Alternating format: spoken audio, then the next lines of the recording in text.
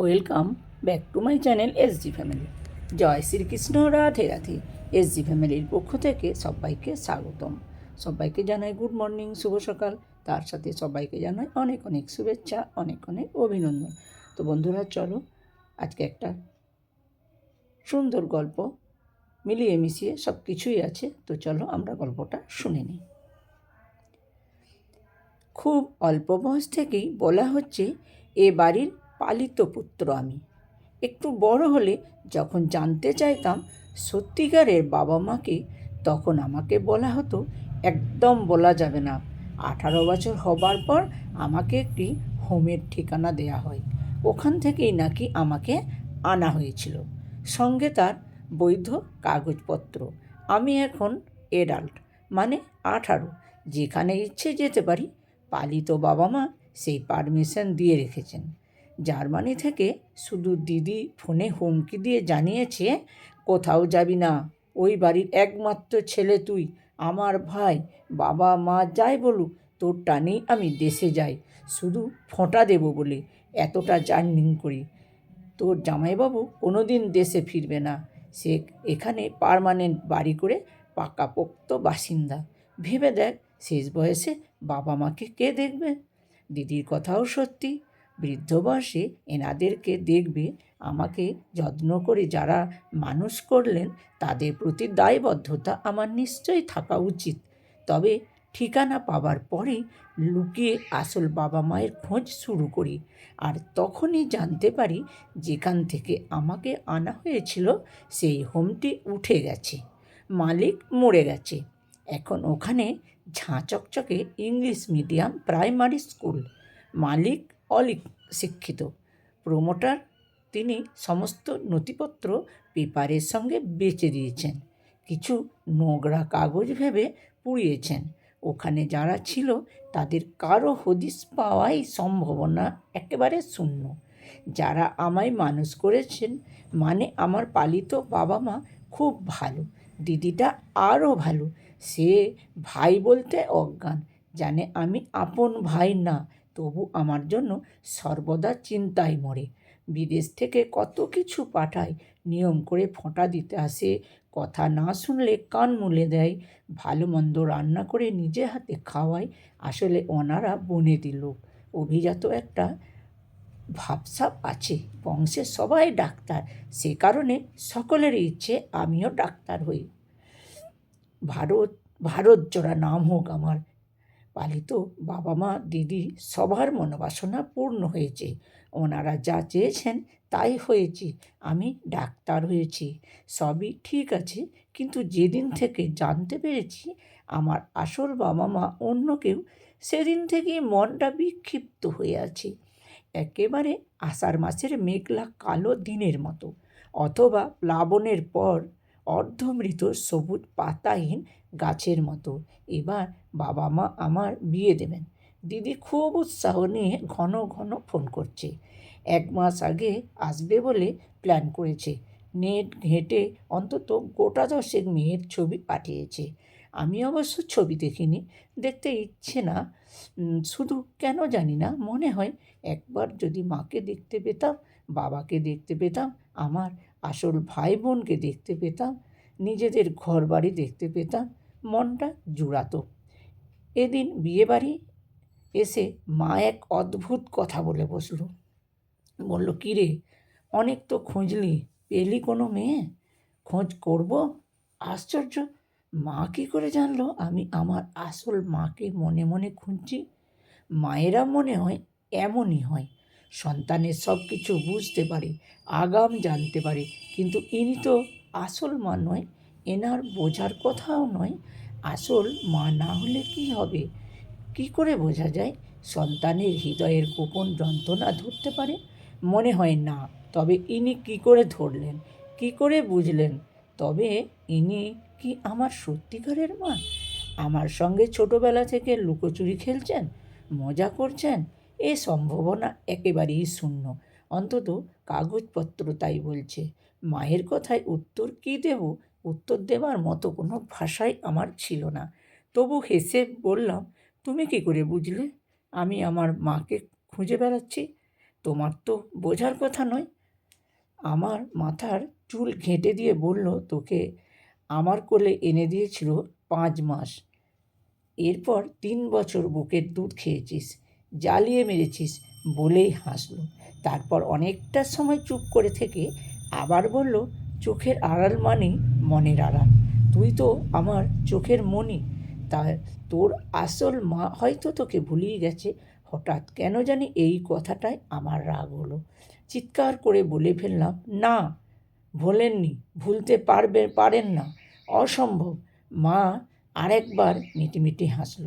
তারপরে আমার একটা হাত ধরে চোখে বিস্ময়ের ভাব ফুটিয়ে বলল, কি করে জানলি? নিশ্চয়ই খুঁজে পেয়েছিস। বল, উনি কোথায় আছেন? কবে আনবি? আমি দেখব কী করে এনাকে মিথ্যে বলি। মিথ্যে বললে আমার কি নরকেও স্থান হবে না? অনেকটা সময় ভেবে ধীরে ধীরে বললাম, ঠিকই ধরেছ, খোঁজ পেয়েছি। আশ্চর্য ছেলে তো তুই, আমাকে বলিসনি কেন? কোথায়, কেমন আছেন? তুই ডাক্তার হয়েছিস শুনলে তোর মা খুব খুশি হবেন। বলেছিস, জীবনে এই একটি বড় ভুল করলাম। এখন মা আমায় কিছুতেই ছাড়বে না। বাবা জানতে পারলে এক্ষুনি গাড়ি পাঠাবেন, দিদি কান্নাকাটি করবে। বড় ভুল হয়ে গেল আবেগে কথাটা বলে। সবচেয়ে বড় প্রবলেম, বাবা মাকে আমার আসল মায়ের কাছে পাঠাতে চাইবেন, নিজের কাছে কিছুতেই আর রাখবেন না। দিদি আমার থেকে মাত্র 3 মাসের বড়, একসঙ্গে হেসে খেলে বড় হয়েছি। সে কিছুতেই মানতে পারবে না আমার নতুন মাকে। সত্যি কথাটা হলো, নিজের মাকে খুঁজে পেয়েছি এটা ঠিক, কিন্তু পরের ইতিহাস জানলে তারা যে দুঃখ পাবেন সেটাই চিন্তার কারণ। আমি নিজেই পরিচয় দিতে পারিনি, সামনে পেয়ে বলতে পারিনি, মা আমি তোমার ছেলে। এরপর ওনাদের সামনে কী করে এনে দাঁড় করাবো? কিন্তু কী আশ্চর্য, বাড়িতে ফিরে মা বাবাকে এত বড় ইম্পর্টেন্ট কথাটা বলল না, একদম চেপে গেল। দিদিকে বলল না, পাড়া প্রতিবেশী কাউকে না, ইভেন আমাকে পর্যন্ত একবারও জন্য আর বিরক্ত করলো না। তবে সেদিন থেকে মায়ের ব্যবহারে এক অদ্ভুত পরিবর্তন এসেছে। আমার সঙ্গে যেন ধীরে ধীরে দূরত্ব বাড়াতে চাইছেন। বিয়ের কথা তুলছেন না। দিদি ফোন করলে পাত্রীর কথা বললে রেগে যাচ্ছে, বলছেন এখনও বিয়ের বয়স হয়নি, আর কটা দিন যাক। তবে কি মা ধরে নিয়েছে আমি মিথ্যে বলেছি? অথবা গোপনে কোনো দিন সব্বাইকে ফেলে পালিয়ে যাব? অথবা কেন আমি ওনাদের না জানিয়ে মায়ের খোঁজ করলাম? মায়ের কথা ভেবে, তার আচরণ দেখে রাত্রে আর ঘুম হয় না। তবু রক্ষে মা কাউকে কিচ্ছু বলেননি, এখনও কেউ জানে না। জানলে কি হতো ভগবান জানেন। কদিন পর আবার স্বাভাবিক হয়ে গেল। মা সম্ভবত ভুলে গেছেন সব কিছু। আবার ঘন ঘন বিয়ের কথা বলছেন। জার্মানি থেকে দিদি ফোন করলে পাত্রীর ফটো পাঠাতে বলছেন। বাবার সঙ্গে তাস খেলছেন, আমাকে নিজের হাতে খাইয়ে দিচ্ছেন। আগের মতোই মাথার একেবারে মাঝখানে চান্দিতে কি এক প্রকার তেল ঘষছেন। আমার নাকি মাথা গরম, তেল মাখলে ঠান্ডা থাকবে, কোনো এক সাধু বাবার থেকে জেনেছে। অনেকেই নাকি উপকার পেয়েছে। মায়ের শরীর খারাপ হলে আমাদের কাউকে বলে না। অত বড় ডাক্তার, ওনার হাজব্যান্ড তার ওষুধ পর্যন্ত খায় না। আমি নাকি এখনও মেডিসিনের কিছুই শিখিনি। দিদি আবার ঔষধের বানান ভুল লেখে। জার্মানি থেকে কিছু বললে মায়ের সেই এক উত্তর, তুই ওষুধের বানান জানিস না। সব নাকি জানে ওনার পেয়ারের বুড়ো হাতুড়ে হোমিওপ্যাথিক প্রসন্ন ডাক্তার। ঠান্ডা সর্দি যাই হোক, ওনার কাছে গিয়ে হতে দেবে, 2 ঘন্টা গল্প করবে, তারপর ফিরবে। 10 গ্রাম দূরের খালে জল আছে কি না খবর নেবে। প্রসন্ন ডাক্তারের বাটপার জামাইকে কী করে সজা করতে হবে, উপায় বাতলাবে, তারপর ফেরা। এই সবটাই হলো আমাকে, নইলে বাবাকে বসে বসে সহ্য করতে হবে। একজন স্পেশালিস্ট সার্জেন, আরেকজন MBBS চুপ করে ওনাদের এসব গাল গল্প শুনবে। এইটুকু উসকুস করা যাবে না। তারা আছে বলা যাবে না, আজ কী উপলক্ষে সেই গ্রামেই যাচ্ছি আমরা, মানে আমি, মা আর ড্রাইভার, সেই প্রসন্ন ডাক্তারের বাড়ি। কদিন মায়ের খুব মন খারাপ, হোমিওপ্যাথিতে নাকি মন খারাপেরও ওষুধ আছে। মা এই আজব কথা বিশ্বাস করে। খানিক যেতেই মা উল্টো দিকে খালপাড় ধরে গাড়ি চালাতে হুকুম দিল ড্রাইভারকে। আমি বিস্মিত হয়ে বললাম, এই দিকে কেন? আর একটু গেলেই ভর্তি বিলের ফাঁকা মাঠ, ডাক্তার কাকুর বাড়ি। এদিকে নয়, তুমি তো উল্টো দিকে যেতে বলছো। মা ধমকে বললেন, চুপ থাক।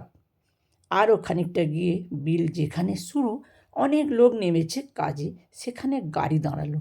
মা দরজা খুলতে খুলতে আমার দিকে ফিরে বলল, জায়গাটা ভারী সুন্দর, তাই না রে অপু? বিরক্তিতে আমি কোনো উত্তর করলাম না। এখানে রাস্তা বেশ উঁচু, কিছু খেজুর গাছ দাঁড়িয়ে জলের দিকে বাঁকা হয়ে গেছে। মা অনেকটা হেঁটে খাড়াই পথের পাশে দূর্বা ঘাসের উপর পা মেলে বসলেন। আমাকে ডেকে একেবারে কোলের কাছে বসালো। উদাস নয়নে আকাশ পানে চেয়ে বললেন, মন খারাপ হলে এখানে এসে বসবি, দেখিস না কত বড় মাঠ, খোলা মাঠের মতো উদার হবে তোর মন। সত্যি আমার মন খুব খারাপ, কদিন যাবৎ আত্মহত্যার কথা ভাবছি অত্যন্ত গোপনে, অনেক রাতে। যার এমন কপাল তার বেঁচে থাকার লাভ নেই, জেনে শুনে বেঁচে থাকা কঠিন। আজ না হয় কাল সকলেই জানবে, তখন মুখ দেখাবো কী করে? হঠাৎ মা আমার মাথাটা টেনে কোলের উপর নিয়ে খুব ধীরে ধীরে বললেন, তোর আসল মা এখনও কুমারী, তাই না রে খোকা? আমি চমকে লাফিয়ে উপরে উঠলাম। মা আমায় ছাড়ল না, একেবারে বুকের মাঝখানে মাথা চেপে ধরে বললেন, আমি সব বুঝতে পেরেছি রে অপু। তোর যে মা কোনো দিন কুমারী মা সন্তান হয়েছিল, তাই অস্বীকার করেছিল। এটা আমি করতাম রে। উনি যে অবিবাহিত, অল্প বয়সে সামান্য একটা ভুলের ফসল তুই। আমার চোখে কখন যেন জল এসে গেছিল।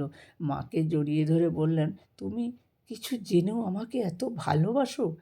জানো, কতদিন ভেবেছি আত্মহত্যা করব, এই লজ্জা নিয়ে বাঁচব না, কিন্তু পারিনি। শুধু তোমার মুখটা মনে পড়ে, বাবার মুখটা মনে পড়ে, দিদির কথা মনে পড়ে। মা আমাকে আরও শক্ত করে জড়িয়ে ধরে আবার আমার একটি হাত নিয়ে তার পেটের ওপরে স্থাপন করে বললেন, ওরে, তুই এই পেটে জন্মাসনি ঠিক, তুই যে জন্মেছিস আমার মনে, আমার বুকে। যেদিন থেকে আমার বুকের দুধ খেয়েছিস, সেদিন থেকেই তুই আমার সন্তান, এক্কেবারে আমার। অনেক দিন পর আমার ঘুম পাচ্ছে, খোলা আকাশের নিচে ঘুম পাচ্ছে। ধীরে ধীরে বললাম, আমার খুব ঘুম পাচ্ছে মা। মা আমাকে বুকে চেপে চোখের জল ছেড়ে দিয়ে বললেন, আমার বুকে ঘুমাও, ছোট্টবেলায় যেমন ঘুমাতে ঠিক তেমন করে ঘুমাও। গল্পটি আপনাদের কেমন লাগলো? যদি ভালো লাগে অবশ্যই শেয়ার করতে ভুলো না কিন্তু।